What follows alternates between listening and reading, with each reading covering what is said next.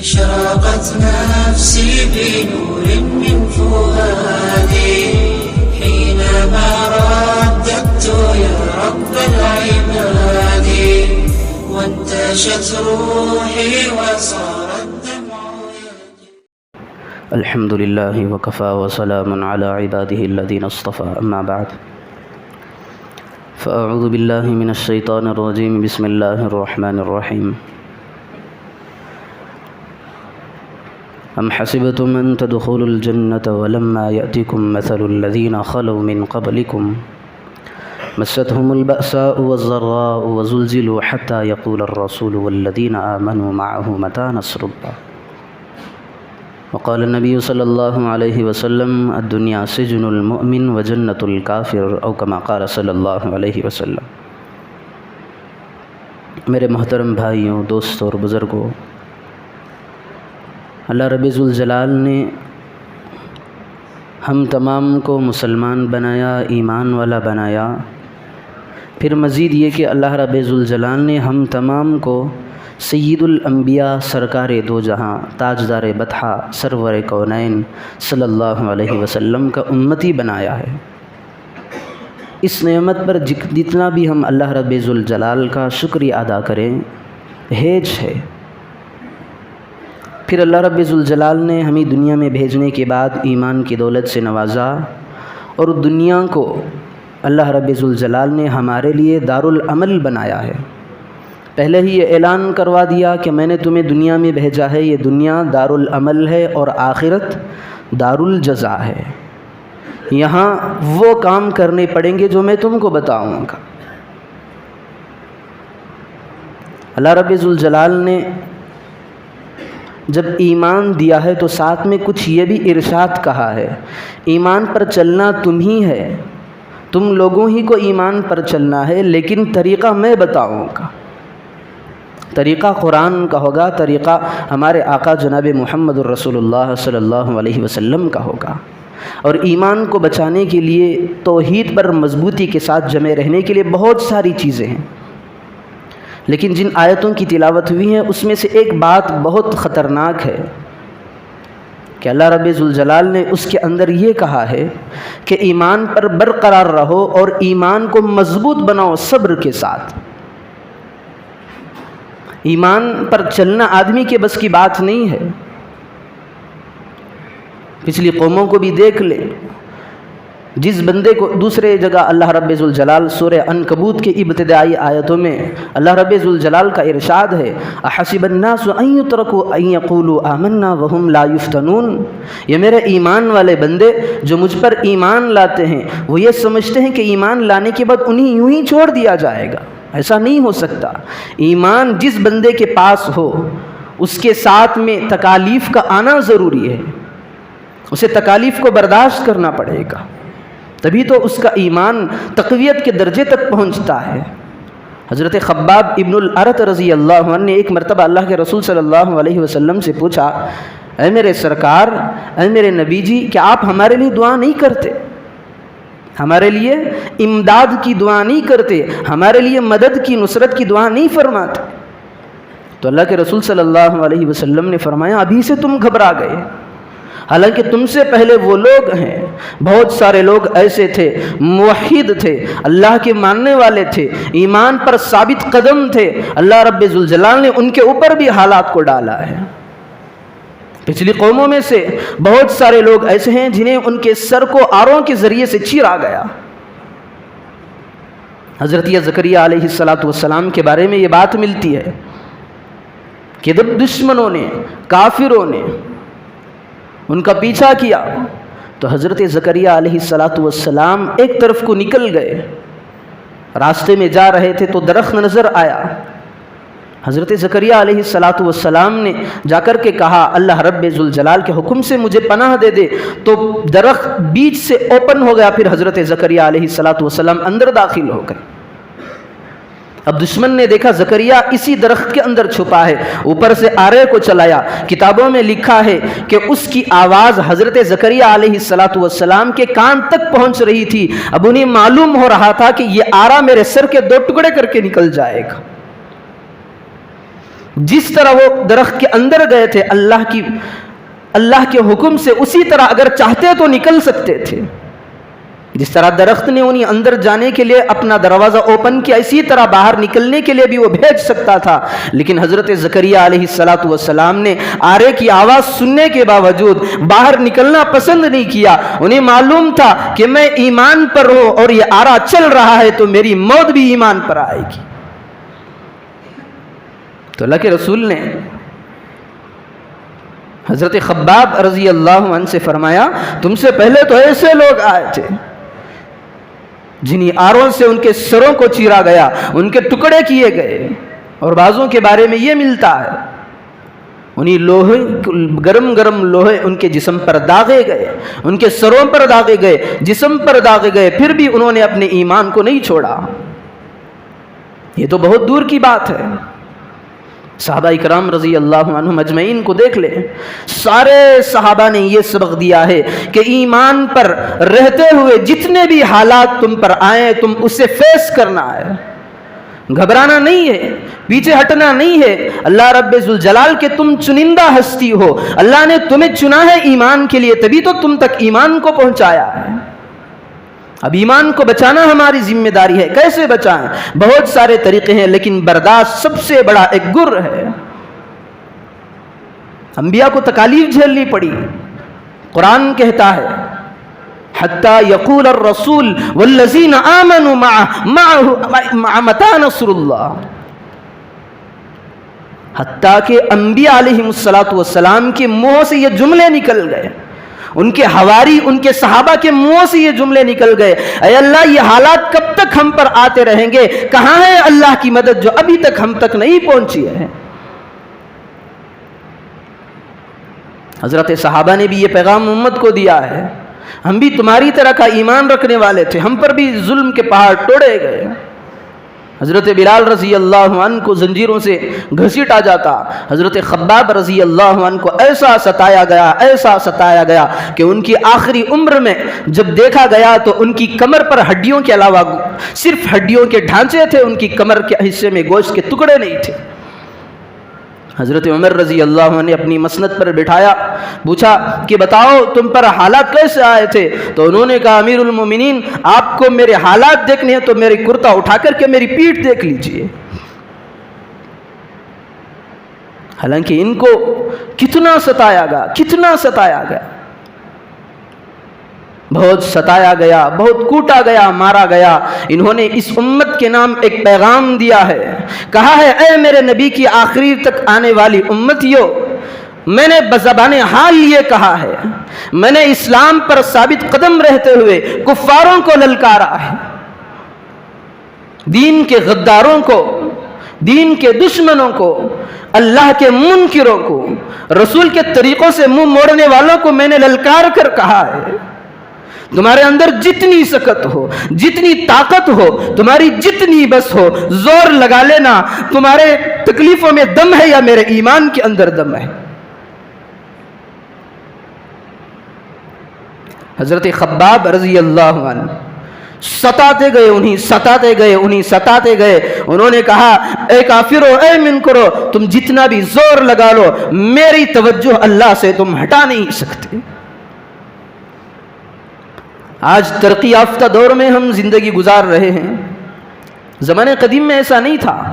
ہر اعتبار سے انہیں مشکلات کا سامنا کرنا پڑتا. آج ایک بیماری ہمیں لاحق ہو جائے، ہم جاتے ہیں ڈاکٹروں کے پاس، علاج و معالجے کے لیے جاتے ہیں. اگر آدمی مرنے کے قریب بھی ہے تب بھی 2% تو آج کے زمانے میں امید باقی رہتی ہے، ہاں اس علاج سے اس کی زندگی بچ سکتی ہے. لیکن اس زمانے کے اندر ایسی بات نہیں تھی. جڑی بوٹیوں سے کام چل رہا ہوتا یا داغ کر کے اپنی زندگی کو بچاؤ کیا کرتے تھے. حضرت خباب رضی اللہ عنہ خود کہتے ہیں، حضرت خباب رضی اللہ عنہ کو بواسیر کی بیماری تھی جسے پائلز کہا جاتا ہے. تو اس زمانے میں علاج نہیں تھا، یا تو جڑی بوٹیوں کے ذریعے سے علاج کیا جاتا، ورنہ تو گرم لوہے کی جو سلاخیں ہوتی ہیں اس کے ذریعے سے داغا جاتا. حضرت خباب رضی اللہ عنہ خود کہتے ہیں کہ میرے محمد نے، میرے سرکار نے میری شریعت کے اندر موت مانگنا منع ہے، میں اس تکلیف کے بجائے اگر اجازت ہوتی تو موت کو مانگ لیتا. ऑयल्स की बीमारी हम जानते हैं किस हिस्से पे आती है। ज़रा तसव्वुर करें, ऐसे बीमारी के आलम में अगर आदमी गरम राड, गरम सलाख लेकर अपने नाजुक हिस्से पर लगाता है तो उस पर क्या बीतती है। सहाबा तक ही महदूद नहीं, इस्लाम के बाद मेरे और आपके आका जनाब मोहम्मद रसूलुल्लाह सल्लल्लाहु अलैहि वसल्लम की ज़िंदगी भी अंधेरी बन गई थी। मक्की दौर का अगर हम मुताला करें तो जिस्म के बाल के रोंगटे खड़े हो जाएं। पढ़कर हमें इस बात का अंदाज़ा हो सकता है कि उन्होंने उन तकालीफ को कैसे बर्दाश्त किया। जब हम पढ़ते हैं तो हमारे रोंगटे खड़े हो जाते हैं, जब उन पर हालात ऐसे थे तो उन पर कैसी कैफियत तारी थी। सबसे बड़ा गम ये होता है, बाप होने के नाते सबसे बड़ा गम ये होता है कि उसकी औलाद महफूज हो जाए। बाप ये चाहता है, माँ ये चाहती है कि मेरा माल लुट जाए तो लुट जाए, मेरी ज़िंदगी तबाह हो जाए तो हो जाए, लेकिन मेरी औलाद महफूज रहे, ये फलती रहे, फूलती रहे, बढ़ती रहे, इसकी फैमिली दूर दूर तक फैलती रहे। अगर मेरी ज़ात को नुकसान पहुंच जाए तो मुझे बर्दाश्त है। हमने लॉकडाउन में भी सुना है, देखा भी है, बहुत सारे नौजवानों को जब बीमारी ने असर कर लिया था, बहुत से लोगों ने जायदाद बिका करके अपने बेटों के इलाज के लिए लगवाया था, लेकिन उनका जायदाद को बेचना भी नाकाम रहा, इन बच्चों की जान भी निकल गई। इधर ना बच्चा बचा, इधर ना आस्तियां, बिल्डिंग, इमारतें बची। अगर बाप ये सोचता कि मेरी औलाद जाए तो जाए, मेरी इमारतें बरकरार रहें, मेरी बिल्डिंग्स बरकरार रहें, अगर चाहता तो उसकी बिल्डिंगें बरकरार रहती है, लेकिन अल्लाह ने बाप के अंदर, माँ के अंदर ऐसा मादा नहीं रखा है। सबसे बड़ा गम जो वालिदैन को होता है उनके बच्चों का दुनिया से जाना है।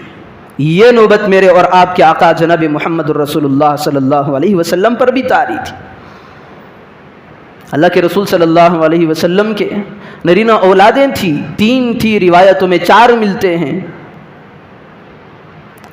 अल्लाह के रसूल सल्लल्लाहु अलैहि वसल्लम की जैसे ही नरीना औलादें पैदा होती हैं, अरसे के अंदर अल्लाह के रसूल सल्लल्लाहु अलैहि वसल्लम अपने हाथों से उन्हें ले जा करके दफन करते, पीछे पीछे, 1 नहीं, 2 नहीं, 3 नहीं, 4। लेकिन अल्लाह के रसूल सल्लल्लाहु अलैहि वसल्लम इस पर राजी रहे। हज़रत इब्राहीम रज़ी अल्लाहु अन्हु, अल्लाह के प्यारे हबीब सल्लल्लाहु अलैहि वसल्लम के बेटे, जब उनकी वफ़ात आई तो अल्लाह के रसूल सल्लल्लाहु अलैहि वसल्लम का जिगर छलनी हो गया, गम के अंदर डूब गए, गम के पहाड़ टूट पड़े, पैरों तले जमीन निकल गई, क्योंकि बेटे की वफात है, लख्ते जिगर की वफात है। मेरा लख्ते जिगर, घर का रोशन, मेरी आंखों का ठंडक दुनिया से जा रहा है, तो बाप पर क्या बीतेगी।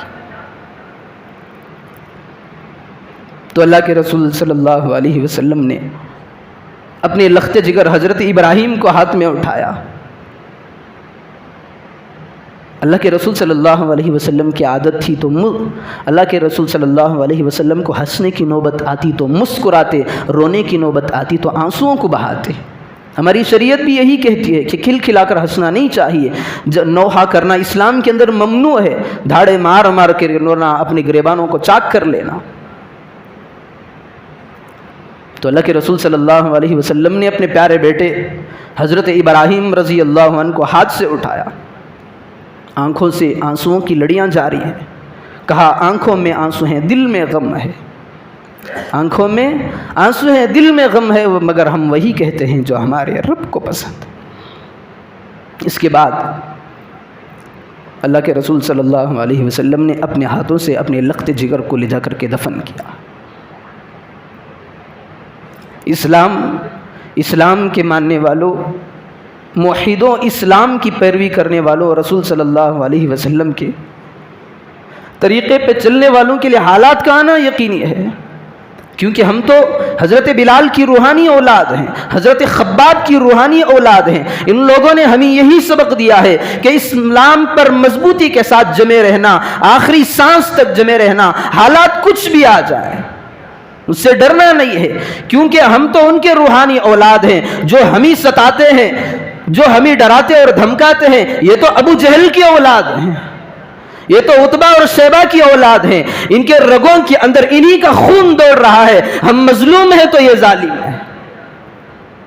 ابو جہل نے ان لوگوں کو یہی سبق دیا ہے کہ جب تک دنیا قائم رہے تم مسلمانوں کو تنگ کرو۔ بلال حبشی، حضرت خباب نے ہمیں یہ درس دیا ہے کہ جب تک دنیا کے اندر باقی رہو، اسلام کو مضبوطی کے ساتھ تھامے رہو۔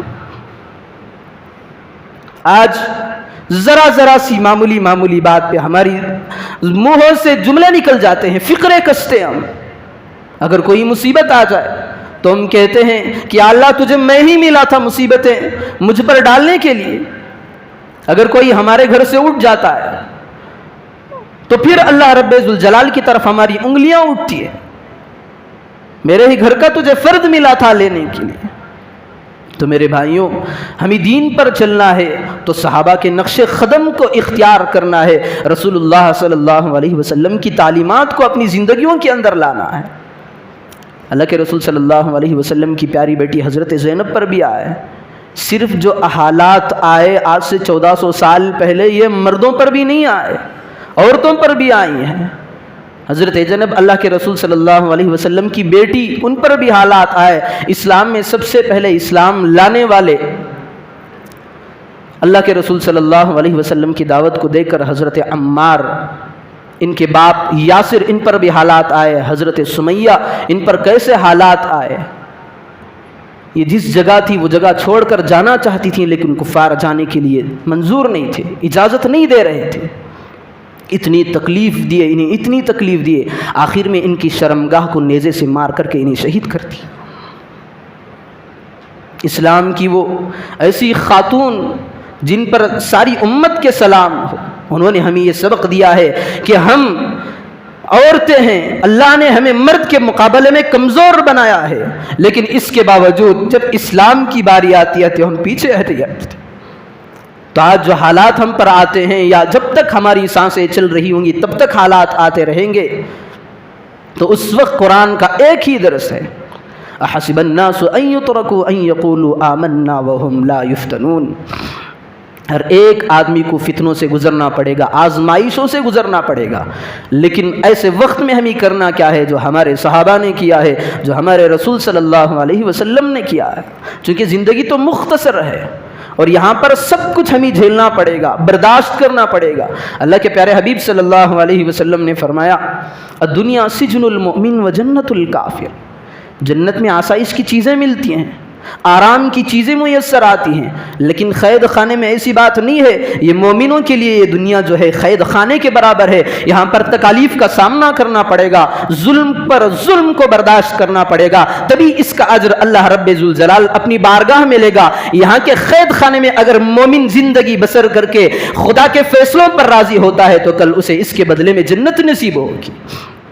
پھر اللہ کے رسول نے آگے ایک جملہ ارشاد فرمایا، کن فی الدنیا کأنک غریب او عابر سبیل، کہ دنیا ایسی ہے جیسے دنیا میں کوئی پردیس رہتا ہے۔ باہر سے کوئی آدمی آیا ہمارے شہر حسن، اسے یہاں پر رہنا ہمیشہ کے لیے نہیں ہے، یا تو وہ دنوں کے لیے آتا ہے، کم از کم مہینوں یا سالوں ہی کے لیے آتا ہے، لیکن اسے جانے پھر واپس اپنے وطن اصلی کو جانا پڑتا ہے۔ تو اللہ کے رسول صلی اللہ علیہ وسلم نے یہی مثال دی کہ دنیا ہماری جائے قرار نہیں ہے، یہاں پر ہمیشہ ٹھہرنا نہیں ہے، ایک وقت وہ بھی آنے والا ہے جو آج ہم 4 گز 4 اڑی اوپر ہیں، وہی زمین کا ٹکڑا ہوگا، لیکن ہماری جگہ 4 اڑی نیچے کی ہوگی۔ تو اس میں رہنا کیسا ہے؟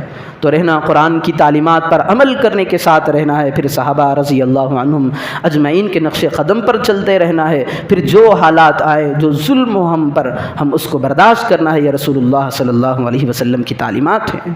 اللہ رب ذوالجلال سے دعا ہے کہ اللہ رب ذوالجلال ہم تمام کو دین مستقیم پر استقامت کے ساتھ رہنا نصیب فرمائے۔ جتنے بھی ظلم ہو، جتنے بھی تکالیف مصائب آئیں، اللہ رب ذوالجلال ہم تمام کو برداشت کرنے کی صلاحیت عطا فرمائے، توفیق عطا فرمائے۔